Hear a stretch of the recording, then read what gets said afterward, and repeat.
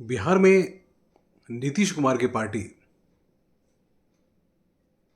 Janata Dal United में सत्ता परिवर्तन को लेकर पूरे दिन घटनाक्रम जो है दिल्ली में देखने को मिला। शुरुआत जंतर मंतर से हमने आपको बताई थी कि जंतर मंतर पर जो इनके राष्ट्रीय कार्यालय है उसमें जब नीतीश कुमार पहुंचे और तमाम सारे इनके वरीय नेता पहुंचे तो सबको यही लग रहा था कि शायद आज पार्टी डिसाइड करेगी कि उनका राष्ट्रीय अध्यक्ष, अगला राष्ट्रीय अध्यक्ष कौन होगा। तो मैं बताऊं कि आपको कि हम लोग वहीं खड़े थे, हमने देखा कि ललन सिंह जो राष्ट्रीय अध्यक्ष हैं, मौजूदा राष्ट्रीय अध्यक्ष हैं, उनको हटाए जाने को लेकर काफ़ी चर्चा लगातार कई दिनों से बनी हुई थी। और कल हमने खबर चलाई थी कि उन्होंने रिजाइन भी कर दिया, लेकिन उन्होंने रिजाइन नहीं की थी। तो आज ये उम्मीद की जा रही थी कि आज जो इनकी राष्ट्रीय कार्यकारिणी की बैठक है उसमें ये डिसीजन लेंगे और ललन सिंह हट जाएंगे। अब ललन सिंह हट जाएंगे, उसके बाद बनेंगे कौन? देखिए, नीतीश कुमार के बारे में एक बात बहुत ही साफ है। पिछले दिनों बीजेपी से सरकार में मैंने साथ में ही थे, लेकिन जैसे उनको लगा कि उनकी पार्टी के कई विधायकों को तोड़ने की कोशिश हो रही है, उसके बाद तुरंत वो पलट गए, तुरंत हट गए, क्योंकि पार्टी के वजूद की बात थी। और नीतीश कुमार ने जिस जनता दल यूनाइटेड को बनाए हुए रखा और लगातार 20 साल से वो सत्ता में हैं, उस पार्टी के वजूद की वजह से, तो इसलिए पार्टी को टूटते हुए या बिखरते हुए नहीं देखना चाहते हैं, या जो भी कमज़ोर करने की कोशिश किया है तो उनको उन्होंने नकारने की कोशिश की है। हाँ, पिछले बार के विधानसभा चुनाव में एक रणनीति के साथ ही चिराग पासवान को खड़ा किया गया था, याद कीजिए, और काफ़ी सीटें उनकी डैमेज हो गई थी। लेकिन भाजपा ने अपने संगठन धर्म का परिचय दिया और उसने कहा कि भाई आपके साथ ये पहले हमने वादा किया था, इसलिए आप ही मुख्यमंत्री बनेंगे। और बड़ी पार्टी होने के बावजूद भाजपा सिर्फ डिप्टी सीएम, 2 डिप्टी सीएम बनाई थी। तो देखिए, उस वक्त तो भाजपा ने बड़प्पन दिखाई, लेकिन नीतीश कुमार इस बात को भांप गए थे कि धीरे धीरे भाजपा ही उनकी पार्टी को ख़त्म करने की ओर अग्रसर है। और एक बात, जहाँ तक आरजेडी की बात है, तो आरजेडी की बात करेंगे, क्योंकि आरजेडी वजूद में या तभी रहेगी जब, तभी साथ में बनी रही जब जेडीयू साथ में आ गई थी, उसके बाद वो लौट के। अदरवाइज आप याद कीजिए ना, विपक्षी दल बने रहने के लिए भी उनके पास इतने आंकड़े नहीं थे। तो लालू को भी नीतीश का जब साथ मिला तब पार्टी जिंदा हो गई। पिछली बार भीड़ भाड़ थी, उसके बाद भी तमाम सारे समीकरणों के बाद भी जो जादुई आंकड़े हैं वहां तक पहुंच नहीं पाए थे। नीतीश कुमार जब आए तो फिर सारी चीज़ें बदल गई। तो उस वक्त से, क्योंकि नीतीश कुमार के पार्टी में जो राष्ट्रीय अध्यक्ष थे वो थे आरसीपी सिंह।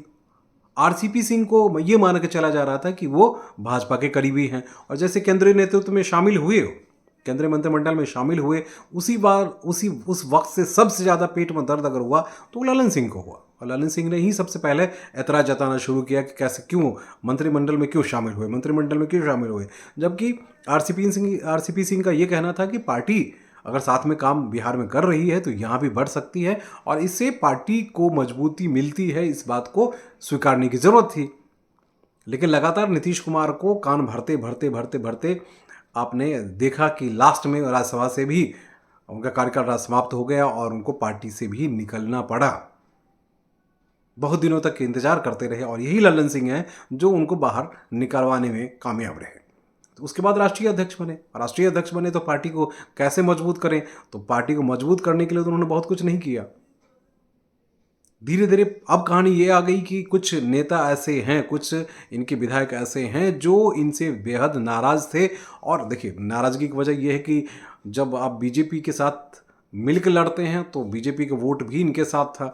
अब उनके सामने परेशानी और परेशानी के कारण ये बनती चली जा रही थी कि अब जो अगला चुनाव है उसमें अगर बीजेपी के साथ नहीं जाते हैं तो समीकरण बनता है, फिर आरजेडी के साथ जाएंगे तो फिर उनकी सीटें चली जाएगी। तो इसलिए हो सकता है, लेकिन कुछ विधायक एक साथ बैठ भी गए और वो अलग से गुट बनाने लगे।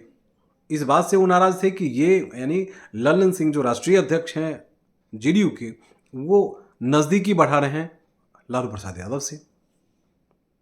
देखिए, जबकि जहाँ जिस सीट से वो लोकसभा जीत के आते हैं वो सीट, मतलब बीजेपी और जेडीयू के कंबाइंड सीट है, अदरवाइज वहाँ जीतना मुश्किल है। बहरहाल उनकी जो नज़दीकियाँ लालू प्रसाद यादव से बढ़नी शुरू हुई, इस बात को लेकर पार्टी के अंदर जो है गुटबाजी तेज हो गई और पार्टी को ये लगने लगा कि अगर इस तरह से ही ये आरजेडी के करीब जाने लगे तो पार्टी फिर से जिस परेशानी को लेकर बीजेपी से पार्टी अलग हुई थी या नीतीश कुमार अलग होने का फैसला लिए थे, उसी तरह की परेशानी यहाँ भी बन रही है। और आज आज हमारे आपके सामने है, सिर्फ और सिर्फ ललन सिंह अगर हटाए जाते हैं तो उसके पीछे बड़ी वजह है कि उनकी नज़दीकियां जो बढ़ी है आरजेडी के प्रति या आरजेडी के नेताओं के प्रति, वो एक बड़ा कारण होगा। देखिए, जब तक नीतीश कुमार हैं तब तक अपने वजूद को बचाए रखने के लिए सबसे ज़्यादा वो मास्टर हैं और वो कुछ भी कर सकते हैं। उनको कहा जाता है पलटू चाचा, पलटू चाचा, चाहे जितना भी कहते रहिए, राजनीति में कोई भी किसी का सगा नहीं होता है। हर पार्टी अपनी दलील देती है, लेकिन जब मौका मिलता है तो वो सत्ता के प्रति ही अपनी हमदर्दी जताती है और उधर भागने की कोशिश करती है। तो इसलिए नीतीश कुमार ने कुछ खास ऐसी बात नहीं कही। अब नीतीश कुमार को अब ये लगने लगा है कि उनकी पार्टी टूट जाएगी। पार्टी टूट जाएगी तो फिर क्या होगा? 13, 14, 15 या जो भी विधायक हैं वो तकरीबन 40-45 के आसपास तो हैं ही। 13, 14, 15 अगर टूट के चले गए उधर, फिर क्योंकि लोकसभा चुनाव है, लोकसभा चुनाव में बहुत ही उल्टा मैसेज जाएगा। सीट बंटवारे भी हो चुके हैं, जैसा कि हम आप जानते हैं बिहार में 16 सीटों पे जेडीयू लड़ेगी और भी समीकरण है, मैं फिर बाद में बताऊंगा आपको। तो ऐसे में इस वक्त अपने आप को या पार्टी को एकजुट बनाए रखना जो है बेहद ज़रूरी है। इसलिए आम आदमी पार्टी इसलिए क्षमा कीजिएगा, जेडीयू कि राष्ट्रीय कार्यकारिणी में कल बड़ा फैसला लिया जाएगा, उम्मीद ये की जा रही है। अब दूसरे समीकरण की बात हो रही है कि क्या वहाँ राष्ट्रपति शासन लगा दिया जाएगा क्या बिहार में? इस तरह का संकट सामने आ गए क्या? फिलहाल ऐसा संकट तो नज़र नहीं आ रहा है, लेकिन पार्टी में अगर तोड़फोड़ होती है, कुछ भी ऐसा होता है तो कि देखिए, जो आरजेडी के पास है आंकड़े तो हैं, जेडीयू के पास भी आंकड़े हैं, जेडीयू दोनों मिलके ही तो आंकड़े बनाएंगे। तो ऐसे में अगर ऐसा समीकरण होता है या संवैधानिक स्तर पे कुछ भी होता है तो राष्ट्रपति शासन लगा सकते हैं, लेकिन मुझे नहीं लगता है कि ऐसा, क्योंकि नीतीश कुमार बहुत मास्टरमाइंड है। उन्हें जब जैसे लगने लगेगा कि अगर सत्ता में बने रहना जरूरी है और पार्टी के वजूद की बात है, तो फिर वो तोड़ के चले जा सकते हैं बीजेपी के साथ या फिर अकेले लड़ सकते हैं। उन्हें पता है कि वहाँ बिहार का समीकरण क्या है।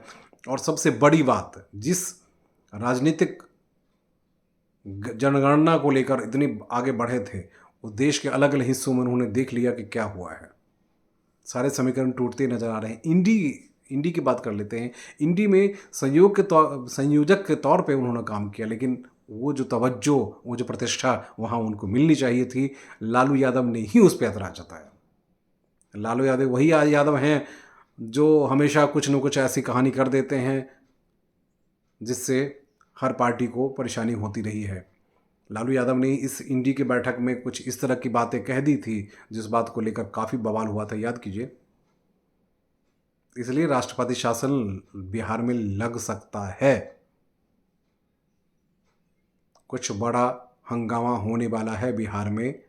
अब कल की राष्ट्रीय कार्यकारिणी की बैठक है, कल बड़ा डिसीजन लिया जाएगा। नीतीश कुमार हो सकता है खुद ही राष्ट्रीय अध्यक्ष रहें, क्योंकि लोकसभा चुनाव भी है, 2025 में फिर विधानसभा चुनाव भी है। राजनीतिक संन्यास लेते, क्योंकि देखिए बाबा लालू यादव जेल से बाहर निकल के आ चुके हैं, बार बार दबाव बनाए चले जा रहे हैं कि उनके बेटा को सीएम बनाया जाए, उनके बेटा को सीएम बनाए। और जैसे उनके बेटा को सीएम बनाते हैं, उसके बाद जेडीयू की जो है वो पतन होना शुरू हो जाएगा। फिर उसके बाद इसको बचाए रखना बहुत मुश्किल होगा।